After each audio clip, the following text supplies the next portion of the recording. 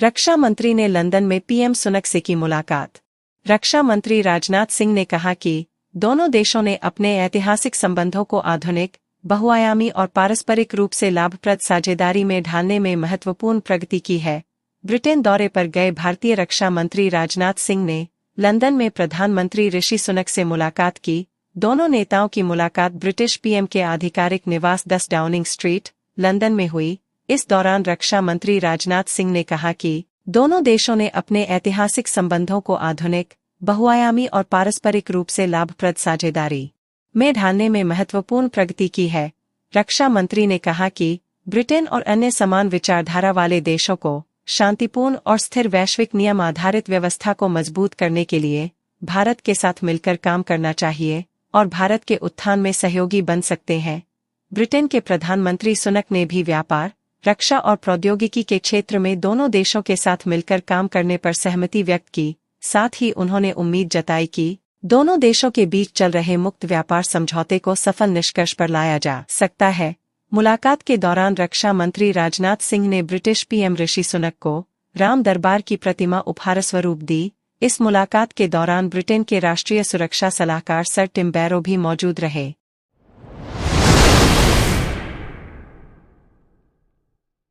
Indo Myanmar सीमा पर भी हालात चिंताजनक। आर्मी चीफ ने कहा कि भूटान और चीन के बीच जारी सीमा वार्ता पर हमारी करीबी नजर है। दरअसल भूटान और चीन के बीच सीमा को लेकर बातचीत हो रही है। भूटान और चीन के बीच जिस सीमा को लेकर विवाद है, उसमें डोकलाम भी शामिल है। डोकलाम एक ट्राई जंक्शन है, जहां भारत, चीन और भूटान की सीमा है। भारत और चीन के बीच साल 2017 में डोकलाम को लेकर विवाद भी हो चुका है।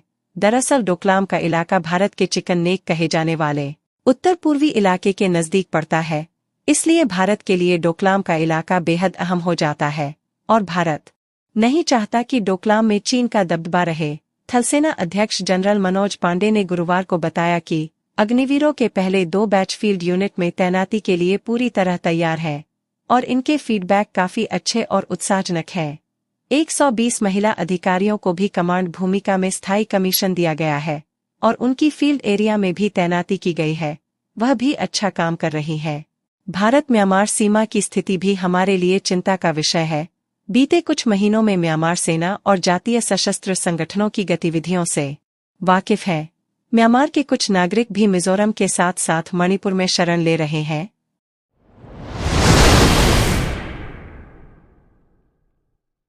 कोरोना से हुई 10,000 से अधिक मौतें। कोरोना संक्रमण के मामले वैश्विक स्तर पर तेजी से बढ़ते हुए देखे जा रहे हैं। विशेषतौर पर कोरोना के नए वेरिएंट JN1 के कारण कई देशों में हालात बिगड़ने की भी खबरें हैं। सिंगापुर, अमेरिका में संक्रमण की एक और लहर की आशंका जताई जा रही है। वहीं भारत में भी कोरोना के मामलों में 40 से 50 दिनों के भीतर बड़ा उछाल आया है। कोरोना के नए वेरिएंट्स, ओमिक्रॉन और इसके सब वेरिएंट्स को लेकर ज्यादातर अध्ययनों में पाया गया है कि ये वेरिएंट तेजी से संक्रमण जरूर फैलाते हैं, पर इसके कारण गंभीर रोग का खतरा कम होता है। पर हाल ही में विश्व स्वास्थ्य संगठन द्वारा साझा की गई जानकारियां डरा रही हैं। संयुक्त राष्ट्र स्वास्थ्य एजेंसी के प्रमुख ने कहा, पिछले महीने क्रिसमस और फिर नए साल की छुट्टियों के दौरान इकट्ठा हुई लोगों की भीड़ के चलते विश्व स्तर पर नए कोरोना वेरिएंट का संचरण बढ़ गया है। WHO के डायरेक्टर जनरल ने कहा, संक्रमण के कारण दिसंबर में लगभग 10,000 मौतें हुई हैं। करीब 50 देशों के डेटा से पता चलता है कि यहां पर अस्पताल में भर्ती होने वाले मरीजों की संख्या में भी 42% तक की बढ़ोतरी आई है। यूरोप के देशों में कोरोना के कारण हालात बिगड़ते हुए देखे जा रहे हैं। गौरतलब है कि स्वास्थ्य विशेषज्ञों ने पहले भी अलर्ट किया था कि क्रिसमस, नए साल की छुट्टियों के दौरान एकत्रित होने वाली भीड़ से कोरोना विस्फोट हो सकता है। विश्व स्वास्थ्य संगठन के महानिदेशक ने जिनेवा में संवाददाताओं को बताया, हालांकि प्रतिमाह 10,000 मौतें महामारी के पीक वाले समय से काफी कम है, लेकिन ये मौतें रोकी जा सकती थीं। फिर भी इनका बढ़ा हुआ आंकड़ा स्वीकार्य नहीं है।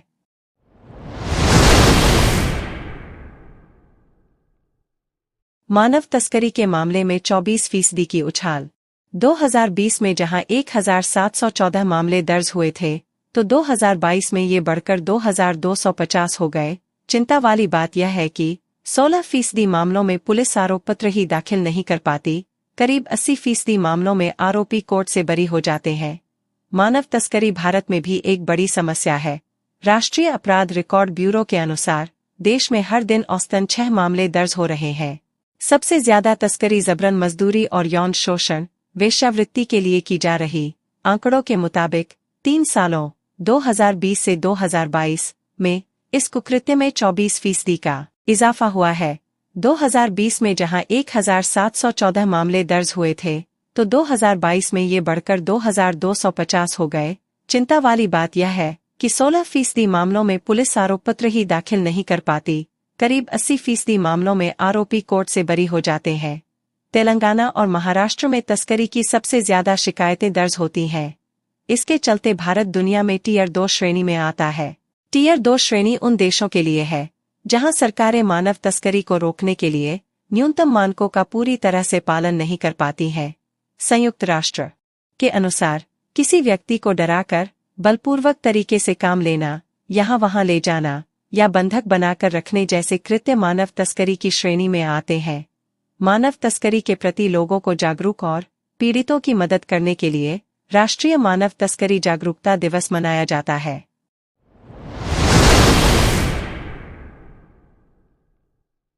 – 2050 तक भारत में बढ़ेगी बुजुर्गों की संख्या। रिपोर्ट के अनुसार भारत में पिछले कुछ वर्षों में बढ़ी हुई चिकित्सा देखभाल, बेहतर आहार और स्वस्थ जीवन ने उच्च जीवन प्रत्याशा आंकड़ों में योगदान दिया है। लोगों को स्वच्छ पानी, एंटीबायोटिक्स और अधिक प्रचुर और पौष्टिक भोजन उपलब्ध है। लोग व्यायाम और स्वस्थ जीवन शैली के लाभों के बारे में भी अधिक जागरूक हैं। भारत में 1 जुलाई 2022 तक 14.9 करोड़ आबादी बुजुर्ग थी। यहाँ 2050 में बुजुर्ग आबादी बढ़कर 34.7 करोड़ हो जाएगी, यानी 2050 में हर 5 में एक शख्स बुजुर्ग होगा। International institute for population sciences and United Nations population fund द्वारा प्रकाशित इंडिया एजिंग रिपोर्ट 2023 में यह जानकारियां दी गई हैं। जीवन प्रत्याशा में सुधार और प्रजनन दर में गिरावट के कारण दुनिया भर में आबादी की रूपरेखा बदल रही है। 60 वर्ष या इससे अधिक उम्र वाली आबादी को वृद्ध माना जाता है। दुनिया भर में ऐसी आबादी 2022 के 110 करोड़ के मुकाबले 2050 में लगभग दोगुनी 210 करोड़ हो जाएगी। इस अवधि में यह वृद्धि विकसित देशों में 26% से बढ़कर 34% होगी, जबकि कम विकसित देशों में 11.5% से बढ़कर 20% होगी। दूसरे शब्दों में कहें तो कम विकसित क्षेत्रों में बुजुर्ग आबादी 2022 में 77.2 करोड़ से बढ़कर 2050 में 170 करोड़ पहुंच जाएगी।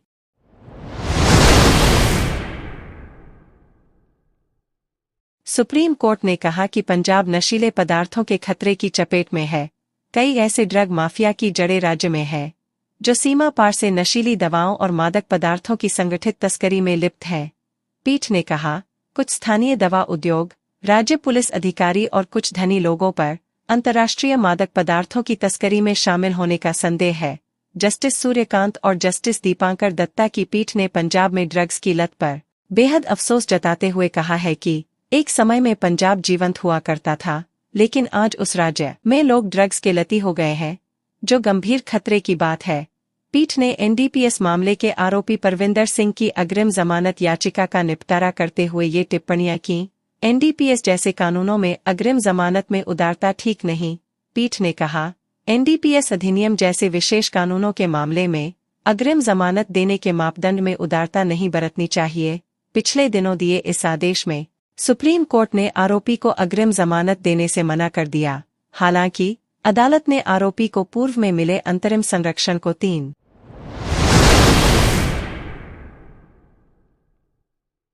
साल में 25 लाख टीबी के मरीज मिले।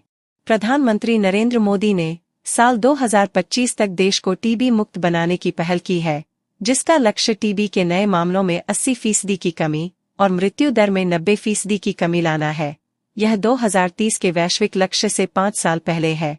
देश में पहली बार एक साल में 25 लाख टीबी मरीजों की पहचान की गई है। राष्ट्रीय टीबी उन्मूलन कार्यक्रम के तहत 2023 में 25,30,055 नए मामले सामने आए हैं, जो कुल लक्ष्य का 92% है। सरकार ने 27,62,832 मरीजों की पहचान का लक्ष्य तय किया था। इसमें उत्तर प्रदेश ने अहम भूमिका निभाते हुए अन्य राज्यों की तुलना में सबसे अधिक 6.27 लाख से ज्यादा नए मामलों की पहचान की है। जो 5.50 लाख के वार्षिक लक्ष्य का 114% है। वहीं बिहार और छत्तीसगढ़ ने 74 और 69% ही लक्ष्य हासिल किया है। अभियान में निजी क्षेत्र ने भी बेहतर सहयोग किया।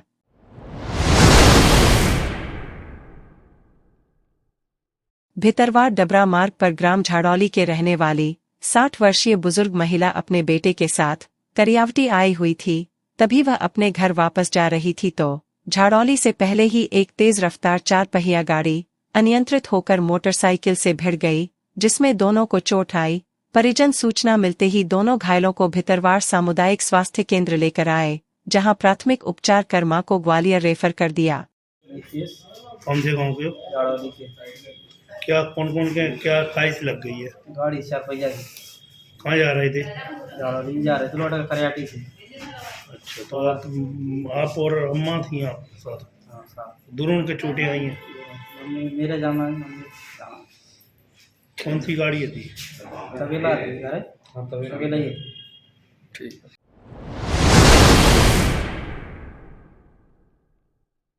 भितरवार गुरुवार को विकसित भारत संकल्प यात्रा भितरवार विकासखंड के पमवाया, सांखनी बागबई और बरौआ गांव में पहुंची, जहां ग्रामीणों के द्वारा यात्रा का स्वागत किया गया।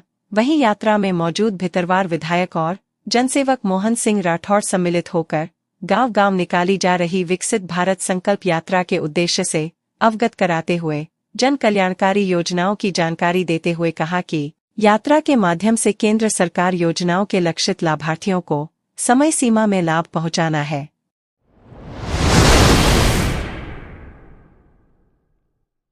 10 जनवरी को लाडली बहना योजना अंतर्गत दी जाने वाली मासिक किस्त 1250 रुपये का वितरण कार्यक्रम मुख्यमंत्री मोहन यादव द्वारा भोपाल में आयोजित कार्यक्रम में 1576 करोड़ रुपए की राशि सिंगल क्लिक के माध्यम से अंतरित की गई।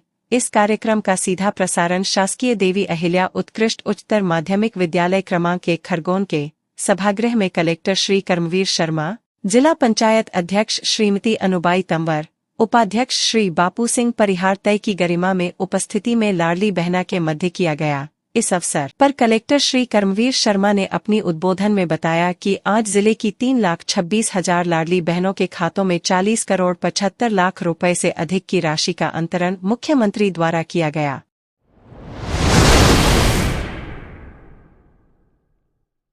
दाहोद जिला पुलिस अधीक्षक ने उत्तरायण उत्सव के अवसर पर चाइनीज डोर या तुक्कल के वितरण या उपयोग पर प्रतिबंध लगाने का नोटिस जारी किया है, लेकिन कॉर्नर में एकल दोकल व्यापारी प्रतिबंधित डोर और तुक्कल का वितरण कर रहे हैं। पतंग डोर के कारोबार से जुड़े व्यापारी वहां तदर्थ जांच की गई। पुलिस कर्मचारियों की एक टीम ने कुछ देर तक पतंग की डोर का कारोबार करने वाले व्यापारियों के बीच आकस्मिक जांच की।